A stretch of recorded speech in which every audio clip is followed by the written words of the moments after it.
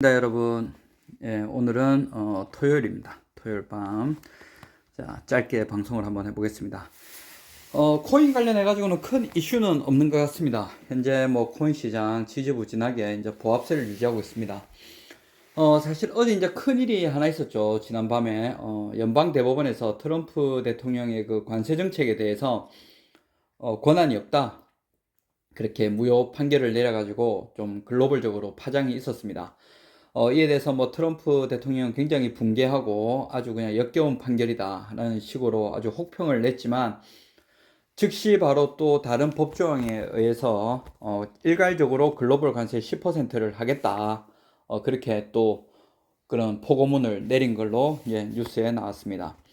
자, 현재 피르마 체인 같은 경우도 지금 며칠째 거의 변화가 약 19원에서 19.5원 사이를 왔다 갔다 하면서 지루한 모습을 보이고 있습니다. 자, 이런 그 지루한 행보장이 지속되면은 많은 사람들이 지쳐서 떨어지게 되죠. 보통은 기다리다가 지쳐 떨어지게 됩니다. 왜냐? 지금 막 주식이 계속 올라가고 다른 데서 수익이 나고 있는 걸 보면은 이 기회비용이라는 게 굉장히 아쉽게 느껴질 때가 있거든요. 자, 그런 경우가 돼서 보통 못 참고 파는 사람들이 있습니다.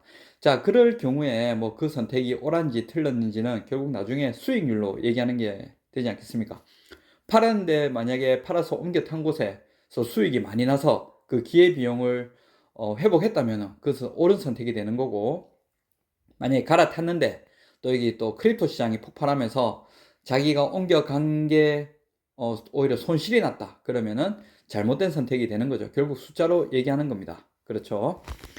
자, 현재 지금 보면은 뭐 별다른 움직임이 있지는 않습니다. 자, 뭐 이렇게 지루하게 저도 계속 20%대 마이너스를 유지하고 있습니다.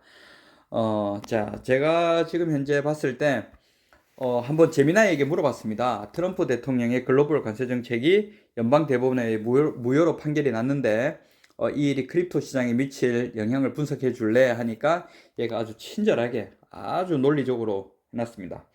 자, 뭐 사실관계가 어느 정도 뭐 다 틀린지 맞는지는 좀 검토를 해봐야 될 부분도 있지만, 제가 현재 읽어본 바로는 그렇게 틀린 게 없는 것으로 생각이 돼서 여러분들에게 한번 읽어 드리려고 합니다.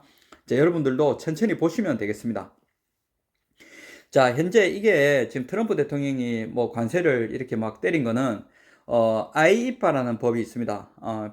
국제 비상 경제 권한법이라 가지고 IEEPA라는 이게 International Emergency Economical Power Act라는 뭐 그런 법으로 제가 알고 있는데요.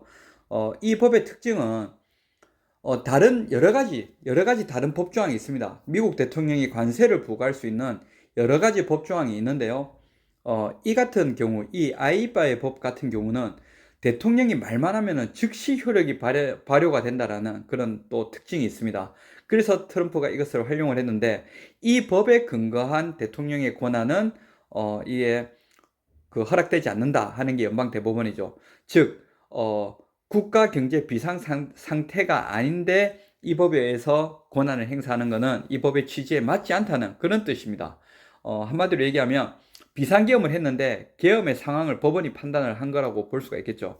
그래서 사실 이것도 좀 논리적으로 문제가 있죠. 국가 경제가 비상사태인 거는 대통령이 판단하고 재무부 장관 그 내각이 판단할 일이지, 이걸 사법부가 관여를 한다는 것 자체도 솔직히 조금 우습습니다. 자, 현재 그래서 위법 판결을 했습니다. 어쨌든 위법으로 판결이 났고, 그래서 트럼프 대통령은 그래, 이 법에 의해서 내 판단이 틀렸다고 하면은 다른 법에 의해서 난 관세를 또 때릴래, 이렇게 된 겁니다. 자, 그러면 이제 어떻게 될까? 단기적 영향은, 그동안 이 관세 정책이 어떻게 될지 연방법원에 제소가 돼 있었으니까 이게 어떻게 될지에 따라서 향후 움직임을 주시하고 있었던 터라 굉장히 불확실성이 있었습니다. 이게 받아들여질 경우는 어떻게 되지? 안 받아들여질 경우에는 어떻게 되지? 하지만 결론이 난 상황에서는 일단 불확실성 해소가 됐죠.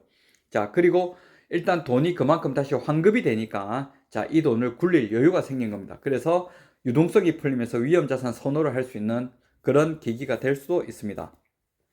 자, 이 경우에는 또 지금 플랜 B로 해가지고 즉각 무역법 122조를 근거로 해서 10% 글로벌 관세 강행을 예고를 했답니다.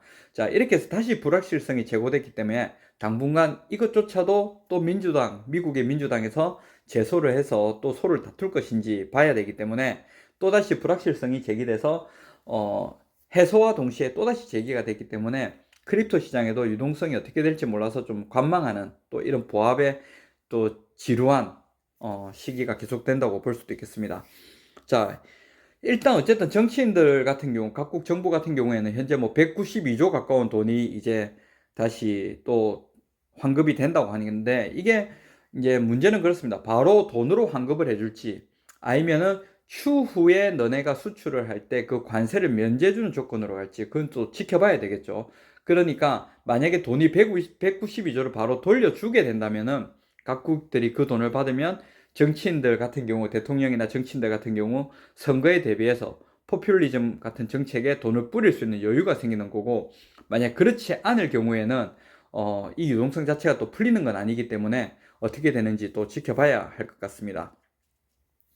자, 그 다음에 또 현재 190조 이상의 관세 환급 가능성이 있다고 돼 있죠. 자, 우리 같은 크립토 시장, 이런 코인 시장은 솔직히 얘기해서 위험 자산인 거 솔직히 여러분도 다 인정하시잖아요. 우리가 볼 때 뭐 비트코인, 이더리움, 리플이 미래가 있다고 하지만은 사실상 이 정도 변동성을 가지면 이건 위험 자산이 맞습니다. 그리고 현재 우리가 알다시피 비트코인이나 이더리움이나 리플을 가지고 솔직히 동네 미스터 피자 가서 아니면 저 파파존스, 도미노 피자 가서 피자 한 판도 제대로 결제가 안 되는 이런 시스템 상에서 얘가 어떤 실질적인 가치를 가지고 있기보다는 그런 미래에 대한 확신을 가지고 투자를 하는 거기 때문에 위험 자산으로 볼 수가 있겠죠. 그렇기 때문에 우리가 이걸 비싼 돈에 사서 더 비싸게 살 사람을 찾는 거기 때문에 사실상 이거를 뭐 현재 관점에서는 합리적인 투자로 보기는 어렵다고 생각을 합니다. 그 중에서 피르마 체인에 투자는 저는 더 비합리적인 투자자로 보일 수는 있겠습니다. 뭐 물론 댓글에 굉장히 어처구니 없다 욕도 하시는 분도 많은데, 예, 겸손히 다 받아드리겠습니다. 자, 이해는 합니다. 자, 우리 같은 이런 코인 시장에 투자하는 사람들은 어쨌든 돈이 많이 풀리는 게 좋습니다. 하지만 이게 뭐 무작정 많이 풀린다고 좋은 것도 아니죠. 뭐든지 골디락스 존이란 게 있듯이 우리도 적당한 선이 있습니다. 사실 뭐 돈이 무조건 풀리면 사람들이 그 돈이 갈 데가 없다. 자, 주식시장도 오를 만큼 올랐다. 리스크가 있다 하면은 그 돈이 크립토 시장으로, 가상화폐 시장으로 쏠릴 수도 있습니다. 그러면 비트코인도 이미 충분히 높아졌다. 그러면 온갖 호재로 알트코인을 막 끌어올리겠죠. 옛날처럼. 자, 그럴 경우가 있을 건데, 그럴 경우엔 재미를 봅니다. 하지만 결국에는 인플레이션 때문에 금리가 올라가면은 나중에는 사람들이 미국 국채나 안전자산으로 다시 몰리는 경우가 있습니다. 왜냐? 돈을 막 찍어내니까 국채 가격이 떨어지면 국채 수익률이 올라가잖아요. 그러니까 굳이 여기에 투자해도 1조 투자해도 4% 5% 1년에 4, 500억씩 나오는데 뭐 때문에 다 날릴 수도 있는 코인 시장에 들어오겠냐. 이게 뭐든지 적당한 선이 필요한 것 같습니다. 자, 그런 선을 잘 지켜준다면은 우리가 좀 더 재미를 볼 수 있지 않을까 그래 생각을 합니다.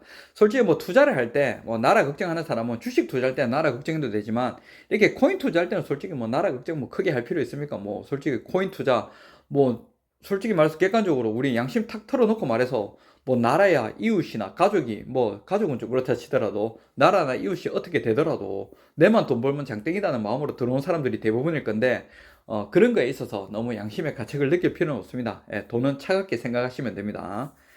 자, 현재 뭐 볼 때 앞으로 좀 지켜봐야 되겠지만은 또 무역법 122조 또 무역확장법이라고 또 있습니다. 또 200 몇십 조가 있던데 그거는 아직 유효하거든요. 그러니까 우리나라 뭐 철강 외에 비철금속에 대한 그런 알루미늄에 대한 관세라든지 이런 거는 아직 유효하게 50%인가가 적용이 돼 있습니다. 그러니까 아직 우리나라도 안심할 단계는 아니라는 거죠. 이 같은 경우에 일괄 관세에 있어서 지금 현재 IEEPA 법에 의한 관세 정책이 무효화됐다는 거지 전면적으로 다 무효가 된 게 아닙니다. 여러분들 이거 정확히 아셔야 합니다. 자, 어쨌든 오늘은 뭐 특별한 뉴스가 없어서 트럼프의 관세 정책이 연방 대법원에 의해서 이제 무효화가 됐는데, 자, 이게 우리 크립토 시장에 어떤 영향을 미칠지에 대해서 제가 잠시 한번 살펴보고 여러분들에게 간략하게 설명을 해드렸습니다. 여러분들의 투자에 있어서 도움이 되었으면 합니다. 감사합니다.